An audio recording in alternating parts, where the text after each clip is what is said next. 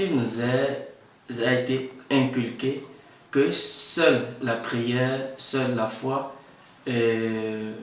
seules les visites chez les médecins peuvent sauver, alors qu'on ignore que les plantes sont d'une importance capitale pour le bien-être physique et spirituel de l'homme. Les plantes nous servent à faire beaucoup de choses dans le domaine spirituel et physique si nous remplissons les conditions nécessaires qu'il faut.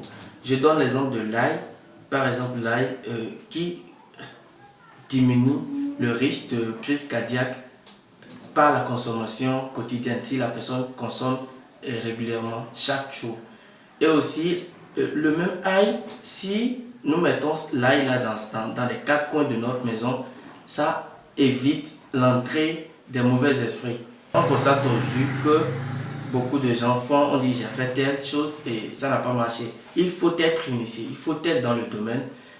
Il faut savoir comment aller vers la plante. Il y a des conditions qu'il faut remplir. Il faut une manière, il faut une communication en fait. C'est ce que beaucoup ignorent, croyant qu'en s'approchant juste de la plante et cueillir, ça peut déjà servir, ça peut déjà satisfaire.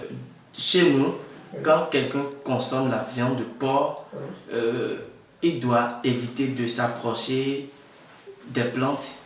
Vous voyez, quand quelqu'un finit aussi de tenir des rapports, il ne doit pas s'approcher d'une plante et espérer avoir un résultat spirituel. Les plantes nous aident à améliorer notre condition et notre quotidien de chance, de prospérité, de richesse, de guérison, d'amour et de bonheur aussi.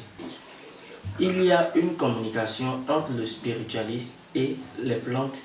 Ce qu'il faut pour toute personne qui veut bénéficier des vertus spirituelles de la plante. Il faut être initié, il faut savoir comment s'approcher de la plante, à quelle heure s'approcher aussi de la plante,